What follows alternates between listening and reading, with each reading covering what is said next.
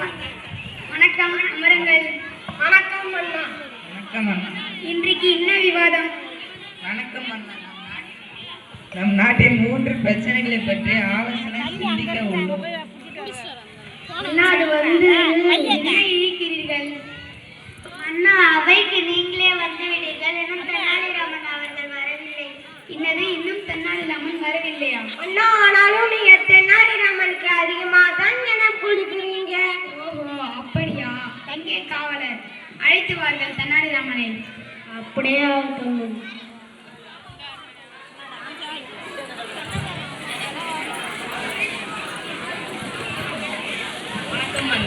ஏன் தெனாலி காலதாமதம்?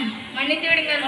வீட்டில் குழந்தை அழுதது, அதனை சமாளித்து வர தாமதமாகிவிட்டது. என்ன கதை விடுகிறாய்? குழந்தை சமாளிப்பது மன்னா, குழந்தையின் அழுகையை நிறுத்துவது அவ்வளவு எளிதல்ல.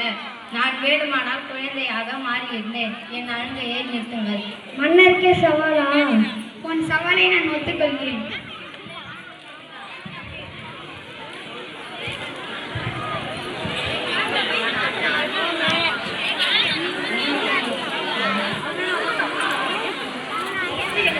அண்ணா, நான் சமாளித்துக்கிறேன்.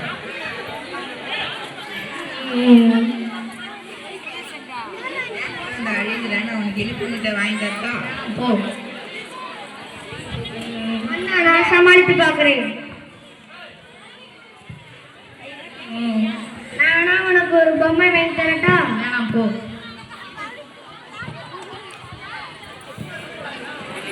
மன்னா, நான் சமாளித்து வருகிறேன்.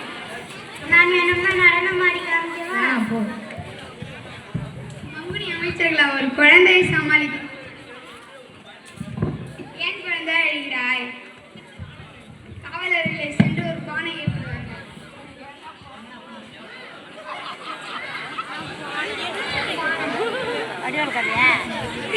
மறுபடியும் ஏன் குழந்தை அழுகிறாய்? காவலர்கள் யானை சென்று வேணும். ஒரு யானையை எடுத்துட்டு வாருங்க.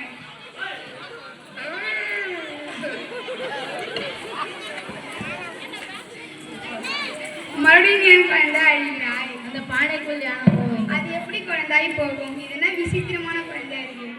எப்பா எப்பா, குழந்தையை சமாளிப்பது கடிதம் தான், நான் ஒத்துக்கிறேன்.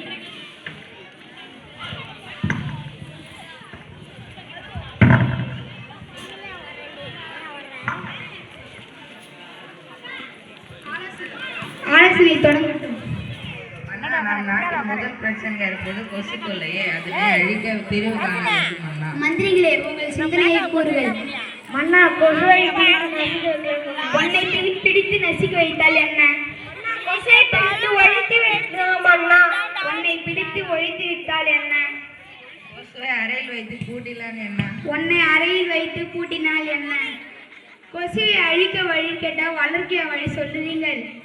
எங்கே தெனாலிராமன்? தெனாலி, கொசுவை அழிக்க உன் சிந்தனையை கூறு.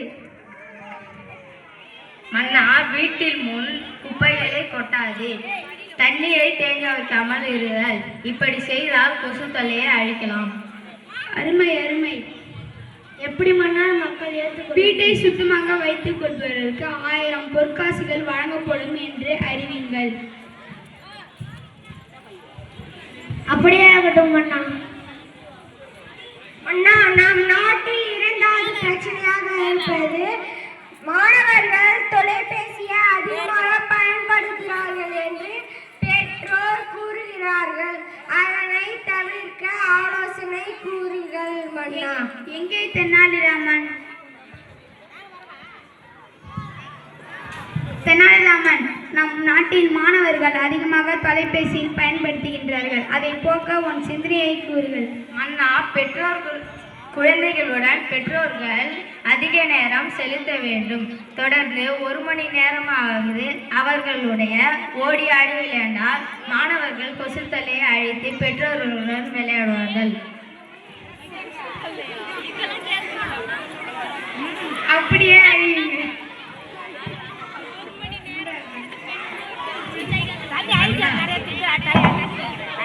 மன்னா, நம் நாட்டின் 3வது பிரச்சனை இருப்பது விவசாயிகள் வறுமையால் வாடுகின்றன. அதனை போக்க வேண்டும். நம் நாட்டில் விவசாயிகள் பட்டினியால் பாடுபடுகின்றனர். எங்கே தெனாலிராமன்? மன்னா,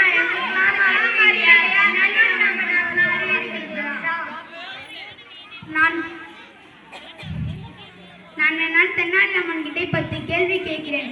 அதற்கு சரியான பதில் கூறினால் அவரே அறிவில் சிறந்தவர் என்று ஒத்துக்கொள்கிறீர்களா? ஒத்துக்கொள்கிறோம் மன்னா. எங்கே தெனாலிராமன்? தெனாலி, நான் உன்கிட்ட 10 கேள்வி கேட்கிறேன். அதற்கு சரியான பதில் கூறினால் நீனே அறிவில் சிறந்தவர் என்று ஒத்துக்கொள்கிறாங்களாம்.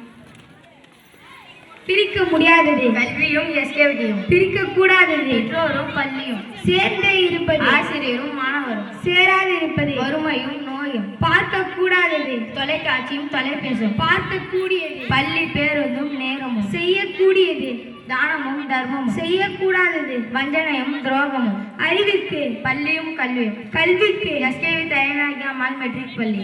ஆஹா, ஓஹோ, அருமை அருமை. இப்போ ஒத்துக்கொள்கிறீர்களா தெனாலிராமன் அறிவில் சிறந்தவர் என்று? ஒத்துக்கொள்கிறோம் அண்ணா. தெனாலி, நம் நாட்டில் விவசாயிகள் பட்டினியால் பாடுபடுகின்றனர். அதை போக்க உன் சிந்தனையை கூறு. அண்ணா, விவசாயிகள் மிக முக்கியமானவர்கள். அவர்களை பாதுகாக்க வேண்டும். முதலுமாக நிலத்தடி நீரை பராமரிக்க வேண்டும். ஏரி குளங்களை பராமரிக்க வேண்டும். கடனை உடனடியாக ரத்து செய்ய வேண்டும். மின்சாரம் இலவசமாக வழங்க வேண்டும். விவசாயிகள் விவசாயம் செய்யும் பொருட்களை அவர்களே விலை நிர்ணயம் செய்ய வேண்டும். இப்படி செய்தால் விவசாயிகளும் விவசாய வாழ்க்கையும் செழிக்கும் அண்ணா. அருமை அருமை, அப்படியே அறிவுங்கள்.